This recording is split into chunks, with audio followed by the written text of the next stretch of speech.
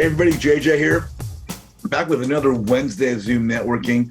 Gosh, we're already into March. It's almost St. Patrick's Day. Can't believe how fast this year's going. But you know, life is wonderful. Real estate's happening for all of us. We're all working towards that. And the young man we have speaking today is just a wildfire as far as his growth, his success, and his notoriety within the Sub 2 community. Our guest speaker is one of the rock stars out of Pace Morby Sub 2 group. And of course, you've probably been on the calls before. You've heard me talk about Pace Morby, who's absolute genius in creative finance. He is unparalleled within the real estate community nationwide, if not all over the world. And Pace's Sub 2 community is the #1 real estate education platform in the country, bar none. I don't care who you want to put it next to it. But we don't have Pace Morby today. We have one of his amazing young talented people. This young man started as a student.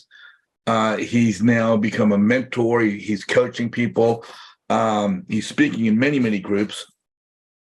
He's now a family man. He's a husband. He's about to become a father, and an entrepreneur, businessman, and he's a success in every single right. My good friend, Mr. Munif Saza. Munif, how you doing, brother? What's up, JJ? I'm so happy to be here, man. Thank you for inviting me. Oh man, it's a pleasure to have you. You're as I've told you many times, when I got into Sub 2, I heard your name constantly. I was like, who is this Munif Saza? I gotta find out who this guy is. And I wanted to do that because I know my success of my business activity would be predicated around the people that I got to know. And you know, when you hear someone just killing it, you gotta get to know that. That's what I call networking with intention. You got to get to know that person. So let's get right to you, my friend. For those that don't know you, well, you've recently moved, but where are you located now, and were you always there, or what part of the country are you in? So I'm in Virginia right now. I'm Northern Virginia. It's like 45 minutes southwest of Washington, D.C. I actually grew up here. I'm in like the same neighborhood I grew up in. So I know this area very well. I've been moving around. We were in Phoenix not too long ago. And we're in Virginia now, since my wife and I are expecting a baby. Wanted to be closer with family. You know, we've been able to retire my mom, so she's very excited to be a grandma, and we wanted to be closer with her so she can help us with our newborn. That's fantastic. So you grew up in the local area there. You were in Phoenix for a while. How long were you in Phoenix? What predicated what did you move down for the real estate community, or how Yeah, that's exactly right. So I left my job. I had a well-paying job as a cybersecurity engineer. I was doing that for 6 years. And I left that back in January of 2022. And I decided that I didn't need to be near Washington, D.C. anymore because, you know, I work for myself now. So I thought, what's the best place to live if I want to get plugged in, if I want to network? I know this is a networking group, and I want to highlight how important it is to network. I moved to Phoenix, Arizona. I literally picked up everything I had, put it in a couple suitcases, and I moved over. And on my way there, I had a few different people who wanted me to actually stop in their cities as I was moving. So I would get two big, you know, check-in suitcases. I think the weight limit is like 50 pounds. So both of them were filled. So I got 100 pounds of stuff. And I go to Florida. I go to Tampa, Florida, where my current partner for my renovations, he was visiting there from Israel, and our other third partner, he lives there. It's Eyal and Tamir, and they wanted to work with me, but they wanted to meet me first. So before they worked with me, they wanted to meet me in person. We've only done Zooms. So I take 100 pounds of my stuff. I go to Florida. I stay there for a few weeks. I meet the entire sub 2 community in Florida. I get to meet and stay with Eyal and his partner Tamir in their home in Florida. And right now we're doing a ton of projects together, but that was all predicated on me actually going and meeting them. And then Abraham Gray, I think, I'm not sure if he's been on your show yet or He has. He has. Okay, awesome. Abraham Gray asked me to come see him in Atlanta. And it was the same thing. I went to Atlanta to go hang out with Abraham Gray, who's a very, very great host. And I had, 100 pounds of my stuff in 2 suitcases. And then, after that, right, after getting to hang out with, Abraham and the Atlanta sub 2 real estate community, getting to meet a lot of my mentors in person, like Keston. I got to meet Keston. I got to meet Eddie Charger, those guys in person. Obviously, Abraham Gray. I then moved into my studio in Phoenix. I negotiated an interesting deal so I could live in Phoenix for free. We can get into that a little bit later, but I was living in Phoenix for free for, half the year. Moving to Phoenix, where I get to actually start going to these sub 2 events, the local events. I find out I'm neighbors with Brent Daniel TTP. Wow. Brent starts inviting me over to his office on Fridays. So I get to go hang out at the TTP headquarters on Fridays. So I say all this to say it's very, very, very important to network. It's great meeting people like this kind of a platform. I'm so grateful to you, JJ, for giving speakers like me a platform to talk and giving speakers to be a platform to get their foot into the door. Just being able to join a group like this and start engaging with people in the comments. I know you do breakout rooms later. Just being able to introduce themselves in the breakout rooms. That's where everyone starts. I remember when I started, nobody knew who I was. A lot of people still don't know who I am. And it's okay. It's important to just start talking, start networking, start building the relationships. And then when you do go to the meetup, when you do fly out and travel, you start connecting the dots and you start putting names to faces. JJ, we met virtually first, and then we met in person. And that's just a great feeling because it's way better to meet a ton of people on Zoom first and then meet them in person. You feel like long lost relatives or long lost family rather than, hey, I'm just going to go to networking events, not knowing anybody. That's cool too. But what this platform specifically, these virtual platforms allow us to do is create a transition of nobody knows me to people know my digital avatar to when I go to events, people know who I am. Yeah, no, that's huge. You and I, as you said, we knew one another virtually, and I heard you were having that event in San Francisco, and I went to support you.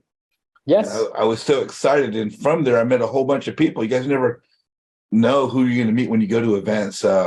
Pace talks about it all the time, as does Carolina Allen. I think Caroline Kane. Everybody talks about it. The importance of going to events, whether they're free, some of them you have to pay for, some of them you pay a great deal for.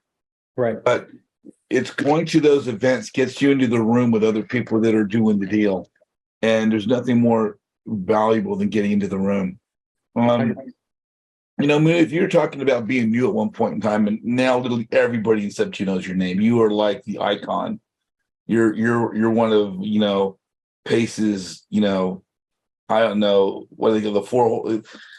Notre Dame had the 4 horsemen. You got the 12 disciples, whatever. But there's about 10 or 12 guys, and you're definitely one of those guys that stands out for Pace. But one of my favorite stories of you is when you were new and you got on the Daily Dial, and you were doing role playing. Tell us about that. Yeah. So this story starts with a little bit of context. I did a Fortune Builders mentorship where I ended up spending $40,000 on education and then another $20,000 in marketing. And I got no deals in 2 years. And it took me 2 years to realize and understand that I did not know what to say when I actually got on the phone with the seller. I knew how to put up bandit signs. I knew how to hire cold callers. I knew how to pull lists, upload data, all that stuff. But once there was a seller that said, hey, I want to sell my house, I actually didn't know what to do. I would just read a script that they provided, maybe a script made in the 90s or something. I don't know. It was just a script, and I would just read it. And I would get confused to why I wasn't actually getting deals.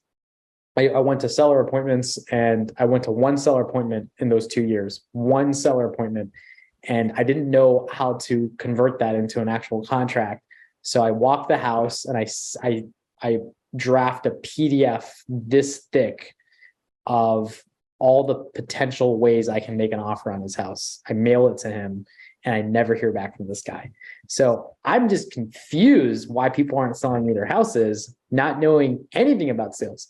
So when I joined the Pace Morby Sub 2 group, I heard that there was daily role plays where you can actually role play these specific kinds of conversations. And I actually joined because of the role play. The entire course and community is cool, but I literally joined the group just to learn how to role play and talk to these sellers. And I remember my first day, I get on the Zoom, and there's like 80 people on the Zoom, and I'm just way too nervous to raise my hand and have the spotlight put on me so I can actually role play. I procrastinated for 2 months. 2 months I procrastinated because I was just too nervous, too anxious to raise my hand and get on. And then I made a commitment to myself.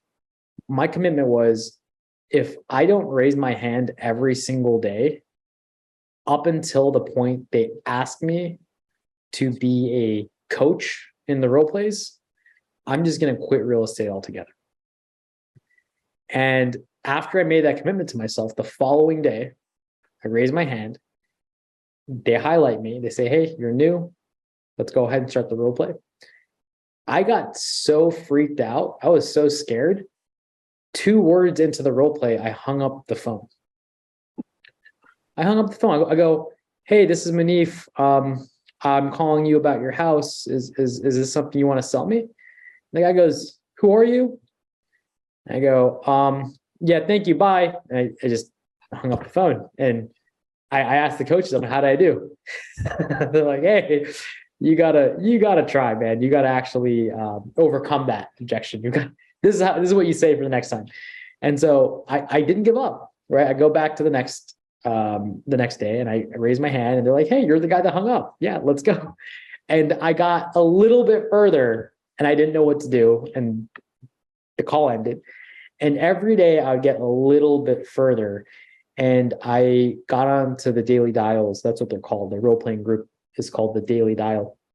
I did that for over 6 months consistently without missing a single day. And they asked me to be a coach. They asked me to start coaching, and now I coach the Thursdays. So after they asked me to coach, I was able to fulfill the promise to myself, and I stopped participating in the daily dials. I just coach the Thursday one now.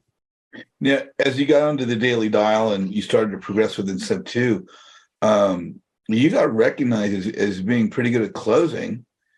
And then something came about called the Closer Olympics. You want to tell us about that? Yeah, so it's I had, at that time, I was calling sellers for people. My avatar was the direct to seller avatar. So I'd go, let's say to you, JJ, I'd say, hey, are there any sellers that you've got that they're just giving you a hard time? I'll talk to them for free. If you want to work something out later, fine. If you don't, no problem. No strings attached. I'll just talk to your seller. And then they'd be like, yeah, sure. And so somebody like you might be like, hey, here's, Jeanette, here's her number, here's her address. She just doesn't want to pick up my calls. I don't know why she said she wanted to sell her house, but every time I call her, she tells me to go pound sand. I'd go, perfect.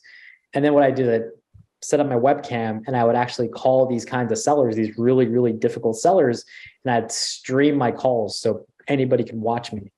And I had the craziest seller interactions. because of that, because of that, I was recognized as being somebody who calls sellers a lot in the community. And Pace asked me to participate in this competition called the Closers Olympics.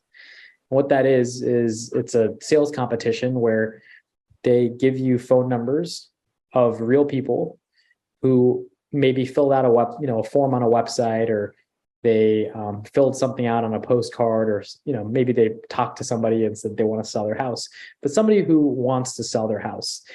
And you get phone numbers and you get this automated dialer, and it's live streamed. So you're doing it from your home office, and there's thousands of people watching.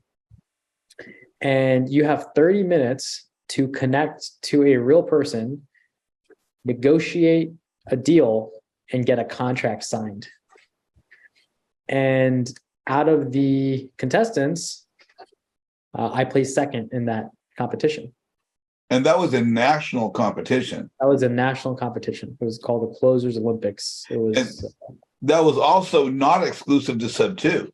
No. That's across the board. It's, all the wholesalers, all the big hotshot, big name wholesalers competed in that. So that was back in 2021 in November. Now, as you progressed into Sub 2, let me ask you this before we talk to Sub 2. How did you find out about Sub 2? How did you run across Pace? How did that door open for you? That's a great question. My cousin Faisal, who's actually going to be your guest, I think in a week or two, he's my cousin, and he found out about Pace from Steve Trang. He joined Steve Trang's mentorship, found out about Pace Morby, joined Pace's mentorship, and goes, wow, Pace is like awesome. I want to be more like Pace. And my cousin and I, we have, we catch up on the phone pretty often. And we're both in real estate. We just do different things. He's very much an integrator, behind the scenes kind of guy. And at that time I was, still figuring out, how to close a deal.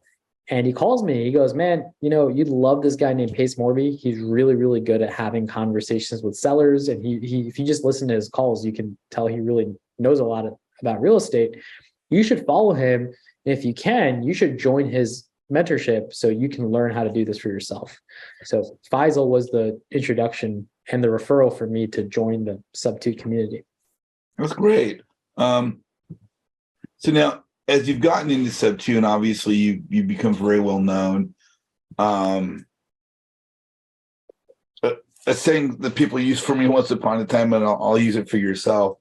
I mean, if people don't know who Munif Saza is, they're either brand new to Sub 2 or they're living under a rock, because you made yourself a legend. And I think what really stands out for me, knowing you, meeting you a number of times, is not so much the knowledge and the talent that you've achieved, because obviously those are the things that makes you good at what you do. But, for me, it's who you are as a person. I mean, you are truly one of the nicest guys I've ever met. You're friendly, you're kind. Yet there's no ego. There's none of that. You're as down to earth and real as real can be. And I said it before. I'm honored to call you my friend, brother. You're just awesome. So thank you for saying that, JJ. I think part of it comes down to the fact that nobody is doing as good as they might want to appear they are. So if you follow a lot of influencers, celebrities, athletes, real estate gurus, there's always this front-facing image of, hey, I'm doing really, really well. You should come follow me. You should buy my course, whatever that is. And the truth is, nobody's actually doing much better than you. Really, like nobody really is. Once I learned that and figured that out, and in conjunction to that, I'm never where I want to be either. Like every time I have an accomplishment, I'm like, cool, that was nice, but I want this thing. So I haven't gotten this thing yet. I haven't hit this personal goal or financial goal. And so there's so much more to do. There's so much work to do there's no time for ego or thinking that No. you know what I mean, someone's better than somebody else, or someone's made it or anything like that. I think there's no time for that. I think it's just there's just a lot of work to be done. There's a lot of work to be done, and I think as I've been through a number of programs now. I mean, I started with Fortune Builders. I'm in Sub 2 of Amy Joy's program, a number of things, but some people are really open and friendly, and some people aren't, and that's just the nature of the law of the land in high school and college and everything else. And I think the cool part about networking is, as we reach out, we get to see who we really resonate with and who resonates with us, and we'll build our respective networks with the people we choose to associate with, which is why I'm so happy to have Munif back as a guest speaker today. So let's talk about your wheelhouse, brothers. You got into Sub 2. For those that don't know you, what has become your wheelhouse? What is the thing that you've really focused on? I know for a while you were working with Noah on the Airbnbs. There are things out there, short-term rentals, there's multifamily. What is the thing that's been your focus in your direction in the last 6-12 months? So really good question. I still work with Noah on Airbnbs. We do a lot. We're actually building this boutique hotel that's going to be on Airbnb. So it's going to be 20 individual homes on Airbnb. And so what I'm really good at is creating a lot of work for people. That's like my superpower. And I'm going to explain because that sounds interesting. When you have a business, the best problem to have is we have so much work. That's like a great problem. Like we're turning away work because say you start a renovation business. The hardest thing to do is to find work to do. If you get into government contracting, the hardest thing to do is find work to do. Any business, finding work is the hardest part. And I'm not talking about like undercutting your value. I'm talking about like getting, value, right? Getting paid and then finding work.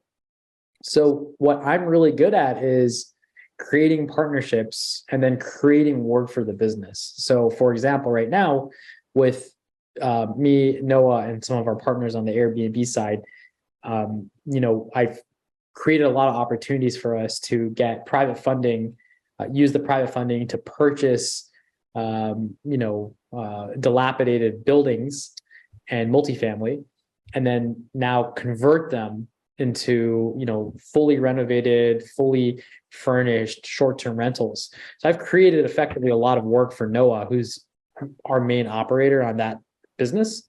And then now what I'm focusing on now is wrapping. So I partnered with Chai and Prakash. They're my two partners based out of Houston, Texas. You may have met those guys. Yeah, those guys are awesome. And now I'm creating a lot of work for them, which is the work we're doing together is we're finding creative deals. We're finding real estate, single family homes that come with financing. So we don't have to go get our own financing. They come with financing. And we're reselling those houses with financing. So we're selling those on seller finance. So I'm going to say that again. We're acquiring real estate on creative finance, and then we're reselling it. We're renovating the properties and making them nice and pretty, and then we're reselling them on creative finance. And we're charging a higher price and a higher interest rate when we sell. And what that does is it allows us to be the bank. So we're really taking this role from going to this real estate operator and owning real estate to being the bank and owning paper, promissory notes, bank notes. We're owning paper instead of the real estate. And the value in the paper is in the 30-year payment plan at this high interest rate. And so now we're collecting those pieces of paper where each of them gives us monthly cash flow. So that's really what we've been working on the last 6 months or so. Yeah, I've been watching you guys, seeing how you guys have been doing a number of things. I think it's fantastic. I had the pleasure of meeting Ty and Prakash at the mastermind, of course, where you and I ran into one another again back in Phoenix in January. And yeah, it was just a great experience just to meet them and always be around you. I'm looking forward. We've been in communication myself with the guys to see what I can start to bring their way as well. Our topic today is going to be how to create strategic partnerships. You want to just jump in on that and how you came up with the topic and how you see that as being, important for real estate investors these days? Sure. Yeah. So my previous topic, I think last time I was here, it was like something like how to close a deal, something like that. Or it was related to sales and closing deals, which is cool, which is important. And yet that is very narrowed to specific types of people who want to be front facing in their business and close deals. Not everybody wants to close deals. So I thought about what kind of value I offer and what kind of partnerships I'm in. And upon reflection, I thought, oh my gosh, I'm really doing the same thing in every single business I'm part of. And I'm just working with different people who do different things, but I do the same thing in multiple businesses. So I'm going to elaborate on that. I bring opportunities, deal flow, contracts for Noah, for Chai Prakash, and for Eyal and Tamir. That's 3 different groups of people. I effectively do the same thing. And each of these partnerships they do different things. They are different LLCs. They're different real estate companies. And yet I do the same thing over and over and over again. So I think it's that message, the concept of taking your skill set and just doubling or tripling down on it, and then going and using that as leverage to add value to other people is a great topic. So for example, if somebody's really, really, really good at staying organized, they're good at tracking, documenting, following up. They're just a whiz, just being really organized. They can literally go to different partnerships and say, hey, look, give me a small slice of your business. I'll make sure this entire business is organized. I want a small slice. And if you think I'm providing value, we keep me on. You don't even have to put it on paper. Whatever work you're doing, let me just organize everything. And what happens is when you go and you add value and people are making more money, they're afraid you're going to leave. I'm going to say that again. When you lead with value and people are making money by just being around you and you being in their world, they're afraid you're going to leave. Mm-hmm. Don't go in with thinking, how much can I get? Go in delivering value, help people make money. Start being that goose that lays the golden eggs, and then go, okay, now we made this much money. What are we going to do together?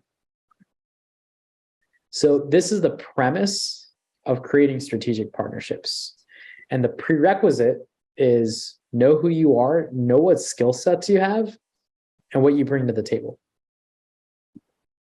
Yeah, as you're doing that, obviously you're interacting with others because you're creating partnerships. Yes. And the interaction is a result of networking to some extent. Yeah, 100%. Look, for example, let's break it down a little bit, a little bit further, right? I wouldn't have met some of my current partners if it weren't for virtual networking platforms where I got to know who they are, a little bit about what they do. And then offline, when we met, we talked a little bit more about what we do. And it's quite natural to think of, hey, how can we work together? If something pops up, just what can we do? And what naturally happens is if there's an opportunity and you think of that person, you bring them that opportunity. And that's just the seedling from which business is built. So I'll give you an example. My current partner is Chai Prakash on the Wraps. I met them at a networking event. they thought, hey, Munif, if you bring us deals, I think we can wrap them. We're really good at reselling on creative finance, but we're not really good at finding deals, finding creative deals. We just don't have the existing relationship base. I go, oh yeah, perfect. I'll bring you some deals. And the first week, I brought them like 5 deals. They're like, hey, this is more deals than we've seen in a week. This is awesome. What else you got? What else you got? What else you got? I go find deals and bring it to them, find deals, bring it to them, find deals, bring it to them. And what happens is you start developing a rhythm with the people around you. And you're just feeling each other out. You don't have to put a bunch of stuff in paper and create all these kinds of lists. And, because we think of business partnerships, we think, okay, I'm going to figure out all the things I'm going to do. You're going to figure out all the things you're going to do. We're going to make an operating agreement and we're going to get really technical. You don't have to do business that way. You can just do joint ventures and have an informal relationship where you bring an opportunity and you just test the other person or the other people and see what they do with the opportunity you brought them. You don't have any expectations. If somebody takes an opportunity and doesn't compensate you fairly, that's fine. They'll find somebody else to work with. Yeah. If they take the opportunity and then double down and give you more than you thought you would get, now you're incentivized to go do more. So those are the relationships you want to be in. And that's how I start. I always lead with value. And I just wait and see what the other person's going to do. And if they take that and they just take it, that's cool, no problem. But if they give me twice the value back, I'm going to come back and deliver 4 times the value. And that naturally creates a rhythm that you want to be in that, because you really feel like you're getting and you feel like giving more into that kind of a relationship. That sounds excellent. I mean, that's exactly where I'm at right now, is trying to make that next step to the next level.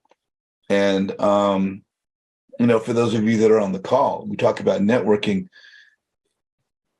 To me, the first step is just meeting the people, because people can't help you unless they know you. You got to get out there and have people get to know you. Do you focus like in certain states when you're looking to partner with people who are working in certain states, or they work all over the place? I know you've got friends in many different states around the country.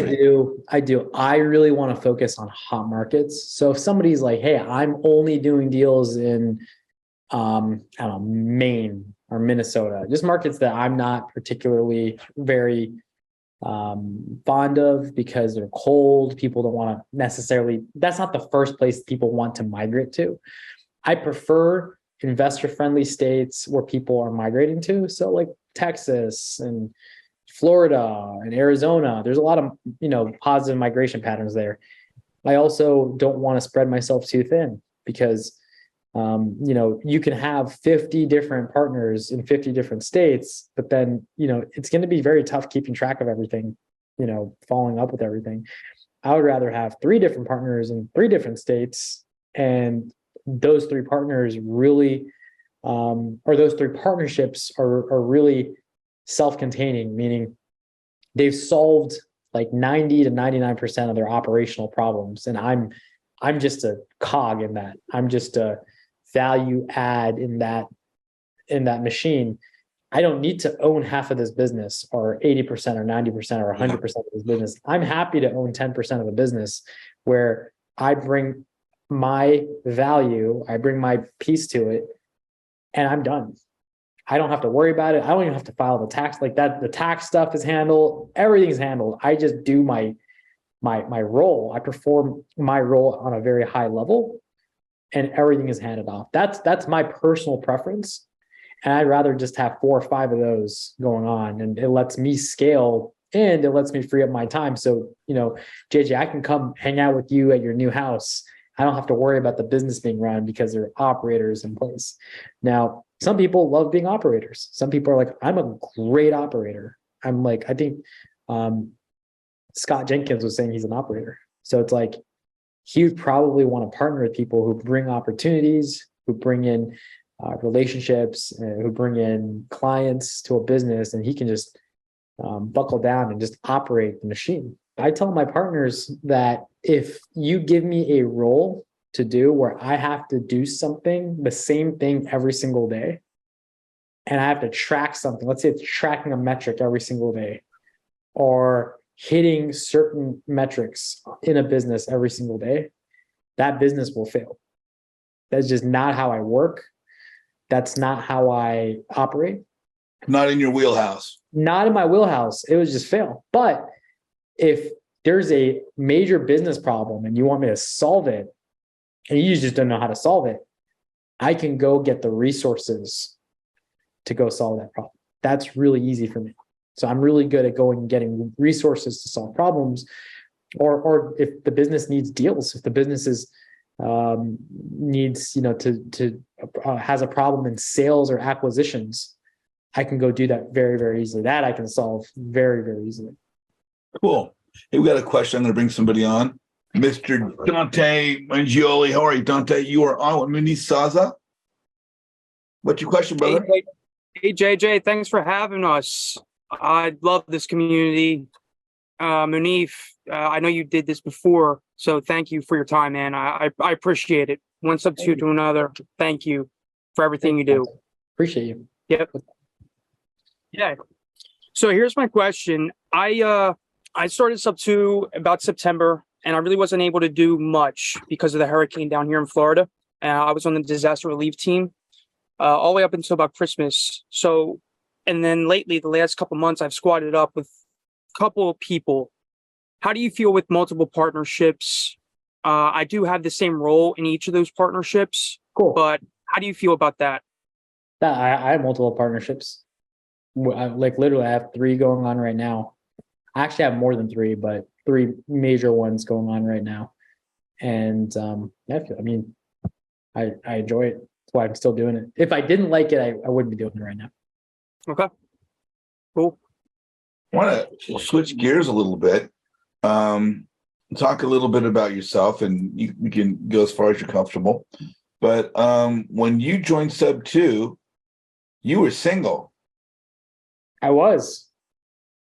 And you've met one of the most, very, very highly respected and visible transaction coordinator who's in Sub 2, who's been one of my guest speakers. Love Francis, and now you guys recently got married. Do you want to touch on how that's happened, or what's going on with you guys? So I met Love at a Sub 2 meetup, and she's actually right here smiling at me. She was actually not going to go to the meetup. She wasn't going to go. It was a networking event. It was a Sub 2 networking event, and she wasn't going to go because she's more introverted than I am. And so she was like, yeah, I just feel like staying in tonight. I'm not going to go. And then one of her friends reached out to her and said, hey, am I going to see you at the meetup? Love goes, no, I'm all right. I'm going to stay home. And her friend's like, oh, come on. It'll be great. Just come on, just stay for 15 minutes. So Love ends up going to the meetup. I meet her, and she tells me, she introduces herself to me as a transaction coordinator. She just started her business. She just opened her business, and we hit it off. We exchanged numbers, just friends, nothing romantic yet. She's correcting me. She's saying we exchanged numbers the next night. She said she didn't know me like that. Man, I don't know. My version of the story is a little bit different. Like, she fell head over heels in love with me, love at first sight. Isn't that right, honey? She's shaking her head. She's shaking her head. Yeah, no. So yeah, I think it was maybe the second night. She gave me her number, but it was more so for business. It was more so like, I need a transaction coordinator. I am not the kind of person. What were you saying, JJ? I said, of course, yeah, for business, because you guys were at a business event. We were at a business event. It was for business. And I really needed a transaction coordinator. And so I remember getting my partners together, and we had a Zoom with her like a week or 2 later, and we just couldn't afford her. She was like, these are my prices. And we were like, dang, we're too broke. We can't afford her. So we ended up not hiring her. Flash forward, we started talking on the phone. We actually got pretty close, just virtually being, now I wouldn't even say like a long distance relationship, more like a long distance friendship. And she brought me a deal. Yeah, that's right. She brought me a deal. So, guys, if you're single, a great woman to date is a woman who brings you a deal. So she brought me a deal. We were working on it together, and that's really what really sparked a lot of our friendship. And then she was one of the first people I told when I decided to move to Arizona. She was one of the first people I told. So she was so great. She was so like such a an amazing person. She actually helped stage the place I was staying. I had the studio that I organized this deal with the landlord, and she actually went to the studio ahead of time, just like prep things, clean things. She picked me up from the airport, and we started dating shortly after.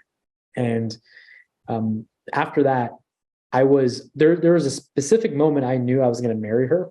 It was pretty quickly into our relationship. I knew she was the right person. Like I 100% knew. I was doing a 26-hour live, and I don't know if anyone here remembers that live. I had 100 sub-2 students, and I had allocated, I think, 15 minutes per student over the course of 26 straight hours. And it was this crazy event I thought of to just promote my brand and market. And she stayed up. Not only did she not question it, we just started dating at the time. She stayed up, made me coffee, made me breakfast, lunch, dinner, did groceries, made sure I was taken care of while I was doing this 26-hour live. And during that, I was like, yeah, I'm going to marry her. We got married pretty quickly. We got married in June of 2022. We've been, we don't really, since we got married, we haven't been apart. I don't think we've maybe not even really more than a weekend. I think you had to go visit maybe at the week most, but we haven't been apart since we've been married. And then we found out we were expecting like winter of last year. So it's been amazing. And now our baby's due in May. So Congratulations. Yeah, that's our love story. Awesome. Yeah, I've had the pleasure to meet your wife on a couple of occasions, and she is, I don't need to tell you, she's truly one of the nicest, kindest, sweetest people I've ever met. And you throw that in with the fact that she's a tenacious businesswoman that knows her stuff. You guys are quite the power couple. Hey, we got a question coming in here. I'm going to bring in somebody here that's a fan of yours. We have Phil. Phil, you're on with Munif Saza. What's your question? Hi, Munif. How you doing? Hey, what's up? How you doing, Phil? I'm doing fantastic. What I would like to know is, you said that you're selling homes, and I'm interested as to how we would find out about the homes that you're selling. I typically sell a majority of my homes to people that will live in the homes, people who can't qualify for traditional financing, people who have bankruptcies or poor credit scores or some kind of a foreclosure on their permanent record, and they need help, but they've got savings and they've saved up a down payment, and they find our homes and they're happy to pay like 8, 9, or 10% interest rate and put 10% down. So those are our typical customers. However, there are sometimes some deals we have available that will just resell to investors such as yourself. Where are you buying? I am buying in Southern Maryland, Northern Virginia, Greater Pittsburgh. Those are not markets I currently do deals in. However, if I find anything there, I will call you. I think I have your number. Yes, I think you did. Thank you, Benny. Thank you, Phil. So for investors that are newer investors, I usually ask a question at the end, but I'm going to rephrase. I usually ask sort of like, what's the importance of networking? But you've talked about that. For the people that are new to the social media aspect of investing, and let's say newer to Sub 2, what do you suggest is the best way for them to go about networking or building those strategic relationships? And I'll even throw this wrench into the gears here. What's the importance of one making themselves visible? It's, in my opinion, it's everything. Especially if you're struggling. If you are not struggling, you've got it all figured out. You probably don't need to network and be visible. So like, let's say you're a genius. Yeah, they exist and they're rare and they're awesome, but you might be a business or financial genius. You might not need to network as much to make a ton of money. But if you're like me and you're trying to figure out what your superpowers are, or you're trying to figure things out, there's a lot of confusion. There's so many ways to make money in this business, and there's a lot of moving parts, and there's a lot of confusion. If you're like me and you're just overwhelmed in how to really gain traction, networking is everything, because you build key relationships. You find out who the people are who are doing business, and you find out ways where you can plug yourself into that machine and where you can add value. For example, if you are at a networking event and you meet somebody, who's a private money lender, say, I'm seeing Daryl's name here. I'm going to use Daryl as an example. So say you meet Daryl. Daryl says, "Hey man, I've got, 5 million liquid ready to go. I'm really looking for a deal to buy in Texas." And you ask Daryl a couple questions on what kind of deals he's looking for, and you go, "Great." You can then go to Lance, talk to Lance. Lance goes, "Man, I'm a wholesaler in Texas. Got about 6 deals right now. I'm having a hard time selling them. I really just need some, if you know any buyers who buy in Texas, that'd mean a lot to me." And you can turn around and you can sell Lance's deal to Daryl. And you can literally do that for a living. There are some people that's all they do. They just broker relationships. And that's the definition of a broker, by the way. That's what brokers do. And they make their entire income from brokering relationships. And if you have a big enough network, you can make millions of dollars a year by just being a broker. I'm going to say that again. If you have a big enough network, you can make millions of dollars a year brokering relationships. I'll see if I know anyone that might apply to. We got another question coming in here. Mr. Mark Chang, you are on with Mr. Munif Saza. What's your question? Much appreciated, J.A. Thank you for putting this together. And Munif, thank you for showing up today and providing value to the group. How important was it for you to learn communication and connection? And what were some resources, besides obviously being in Sub 2 and PACE, for you to strengthen your communication skills? Okay, so I'm gonna see if I digested that question. So I think there are multiple parts. So one was I'm in like $40,000 to $60,000. What gave me the confidence to just keep going further? And Correct.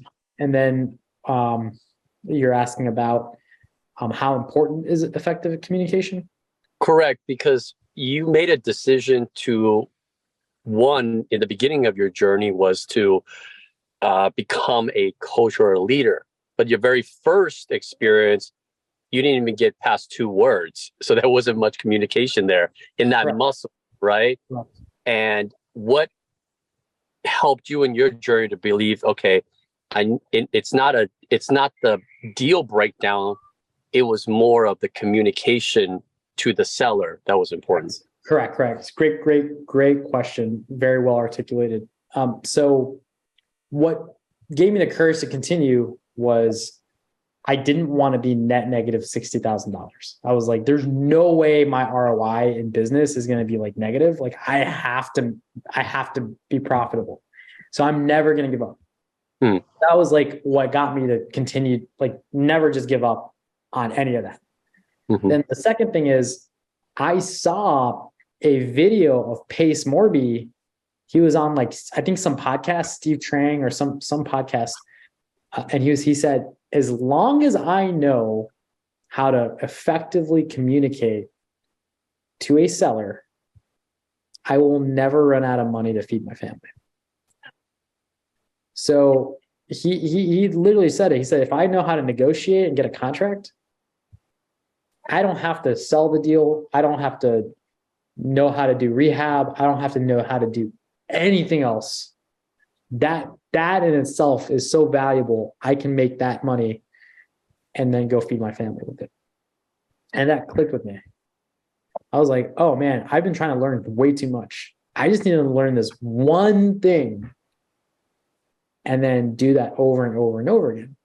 And so that it was that line that plus DMing Pace and Pace responding to me like Mr. Pace Morby, super celebrity. I DM him, hey man, here's my situation. I need to practice this skill set, but especially, before or after my working hours, because I work my job, my cybersecurity job. And Pace, he messages me back on Instagram saying, yeah, we do daily role play 5 days a week from 8 to 10 a.m. your time. I go, that's perfect. That's exactly what I'm looking for. So I took the jump in. My business partner at the time, never done a deal before. He's also one of my best friends. He's like, let's do it. I'll go half on the mentorship with you. And me and him just both dived right in. And I remember not wanting to spend any more money on marketing. And that's why I would go to guys like JJ or just anybody who had sellers and I say, hey, do you have any sellers you want me to call? And I never went in with the expectation that they're going to give me money from it. But what would eventually and undoubtedly happen was you get a deal or you get some lead that's like, oh, wow, this is close. The other person naturally wants to share it with you because they just gave up. They're like, all right, well, here's some of my dead leads. Like, here's some stuff and you're like, hey, this person's like ready to go. You're like, well, sure. What's going on? And that's how I did my first deal. I made $4,000 using none of my money. I didn't put a penny into marketing. And I did that over and over and over again. That was just how I started making traction in real estate. Appreciate you. Thank you, Munif. Yeah, Thank you, JJ. Mr. Mike Key, you are on with Munif Saza. What's your question? All right. I got a two-part question here. So I see you're doing all these awesome reels on Instagram. And my two-part question is this. First, who's the audience that you're speaking to, right, with your content? And then the second part of that is, what kind of value and return has that brought to you in establishing your own personal brand? If you could just speak to us about that. Awesome questions. Honestly, I haven't really thought about my particular audience. It's really more so anyone who will watch me work. Like most of my best content is just me working, like just doing what I already do. And anybody who likes following me that's my audience. Like the kind of people that are interested in watching me work. That's my specific audience. I haven't figured out the demographic exactly what that is because I have no current intention to monetize on my audience. Maybe if I was a business and I'm like, this is my market and I'm going to monetize.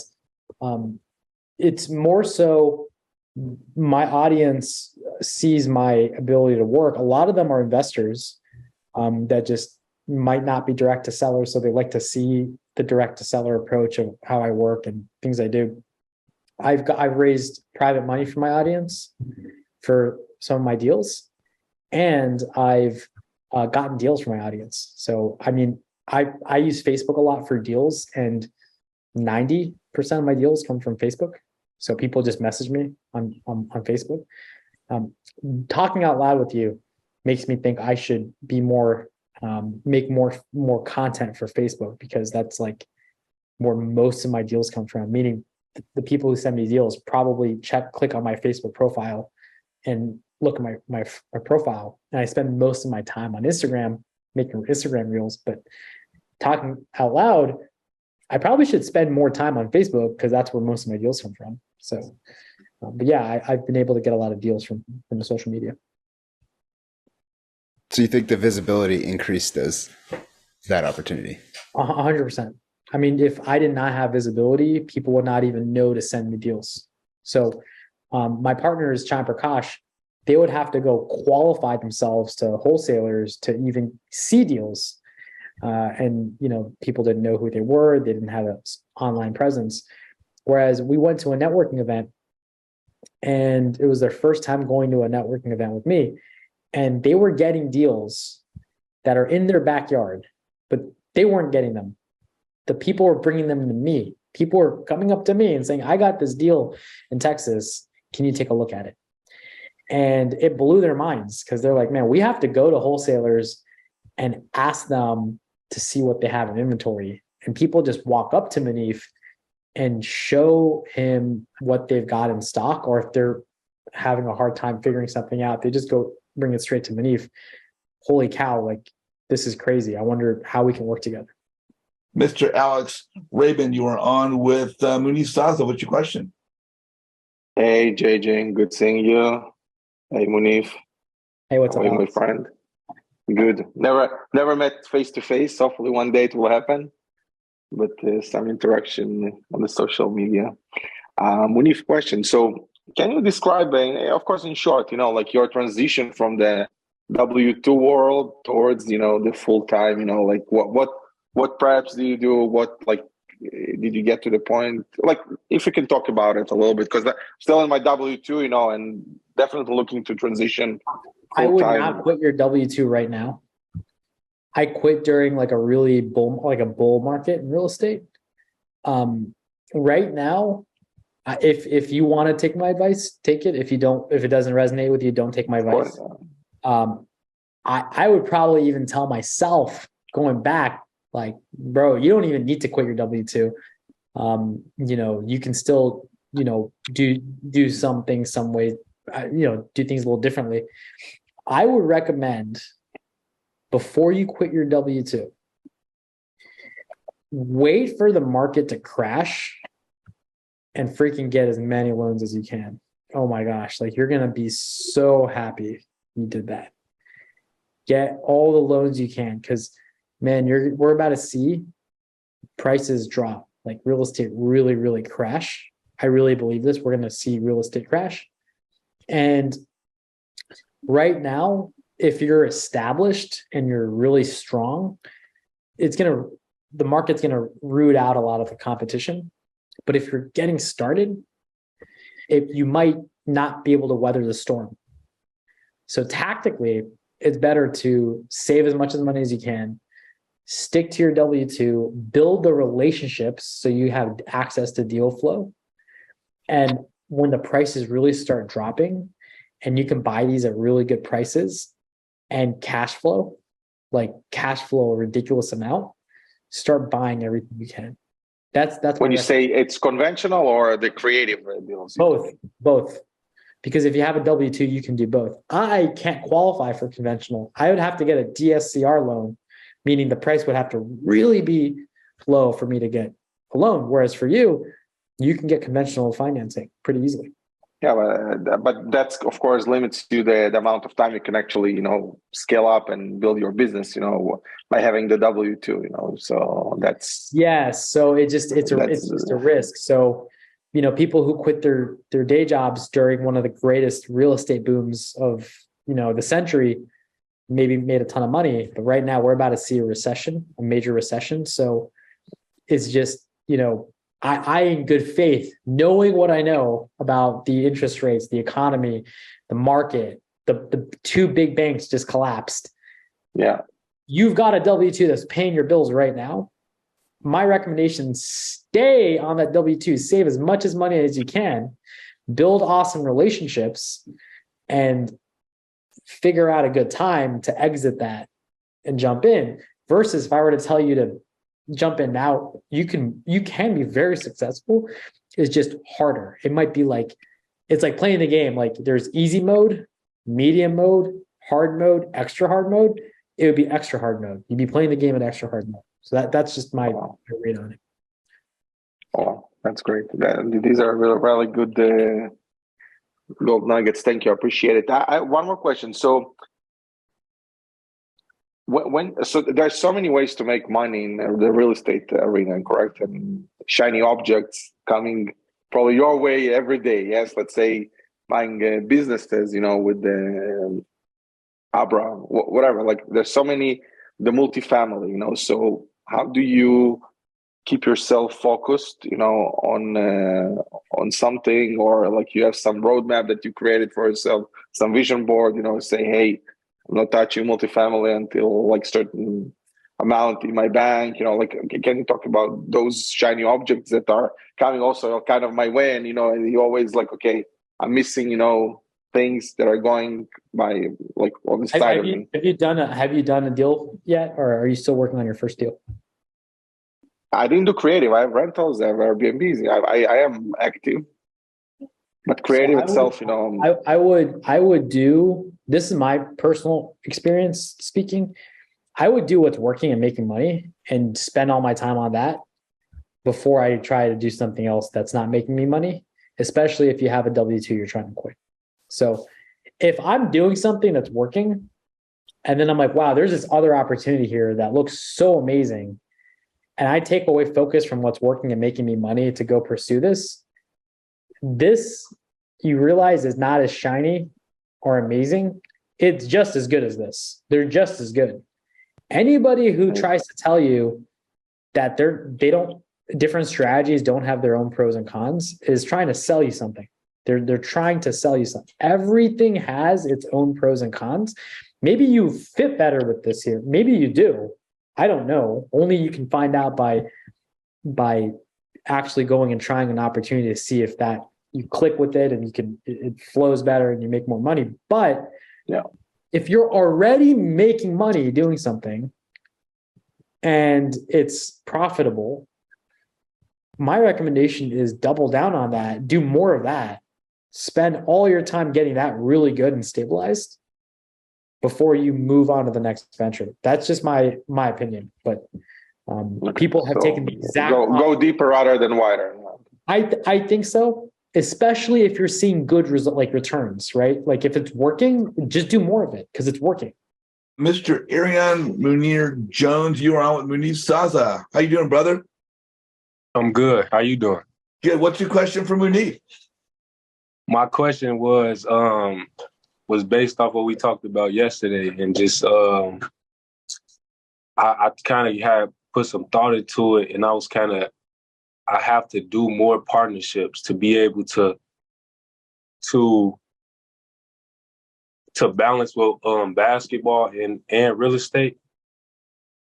So the question would be, I just want to, how can I effectively JV more, or like I want to be able to come back to opportunities, because right now the only thing that's giving me opportunities if I'm actively looking for it. But I need to find out ways that I can either make an action, do what I do with basketball, and then come back to an opportunity. But a lot of time I don't have time to come back, reach out and do get leads and call for leads and call for hours. I don't have those hours because I'm. Yeah, I understand. I have a question though. Yes. Do you have you completed a few deals before, or are you still working on your first one? I've completed deals. Okay, cool. What was your role in those deals? What did you do exactly? My role was the entire role. I found the lead. I caught the agent. It was on market. Then I disposed the lead. I found the buyer. All that. So it was 100% every role. Understood. So for that process, yes, sir. What took most of your time? Where did you find most of your time just sinking into? Getting the lead for sure. Okay, got it. So what were you good at converting the lead? Like once it was a hot lead, were you good at like converting it? Like, hey, let me explain, let me negotiate, let me get it contracted. Were you proficient at that, or did you struggle with that? It was on market, so it wasn't a lot of negotiating. Like it was honestly, it was just like I told them the price I could do. Okay. They came with me with a price close to what I gave, and I accepted it. But you already knew you could resell it for a higher price to a buyer, right? Yes, sir. You've got some knowledge in like comping properties and knowing where you need to be at to move it, right? For sure. Okay, good. So you need to find somebody who's super tenacious, like super tenacious. They've got a lot of time. They have all the lead, like they spend all their free time lead finding. Yeah. Once they have like a seller or an agent that's like, hey, let's work out a deal. You come in as the underwriter. You're the underwriter. Mm-hmm. Don't say, you can say partner, but the role is you're the underwriter. You have that conversation with the agent. You already know how to price it out, and you know where you need to be at. And you get a contract at that price, and you find the buyer. So it effectively removes maybe like 90% of the front end of the work off your plate. So if you have the right person doing that, all they do is lead find, and you say, hey, look, I'll give you 50-50. All you got to do is find the right leads. And when you do, bring them to me. And what that lets you do is you can focus on basketball, play basketball. And then, somebody's spending maybe, 5, 6, 7, 8 hours a day going through finding these leads. And when there's something that comes out of that, then it's just, hey, all your time is being spent on just converting those leads and selling them. Mr. Scott Jenkins. Well, actually, I don't have a question. Munif, it's great to see you. I am always pleased to be in a room with you because you're so damn knowledgeable. So congratulations on your progress. I just want to make a comment to Ariane in what Munif just told him. What Munif just told him is exactly where I'm at now. I don't look for deals anymore. I don't find them anymore. I have people who do that. They scour, they find the deals, they do the first assessment, and then they send them to me. And I do the underwriting. I do the final number crunching. I do the contracting. I do the final negotiation with the realtor, and then move them to buyers. So what Munif just told Ariane is exactly where I'm at now. And that's where he should try to be. Find good people to work with, educate them, mentor them, teach them the way you want them to do things, and then it'll make your life so much easier. There you go. And to tail off both of you guys, and again, to help Ariane with this, with getting people to find deals and work with, that just goes right back to the networking and to the building relationships. Scott, thank you so much, my friend. Yeah, we kind of covered the networking. I usually wrap with that. But Munif, if people want to reach out to you, they want to connect with you, follow. Are you doing any coaching, anything like that? Any mentorship right now or not currently? No, nothing like that. I am active on Instagram. So if you want to follow me on Instagram, my name, Munif Saza, pretty easy to search. And so this would be your Instagram page, correct? Yeah, that's me.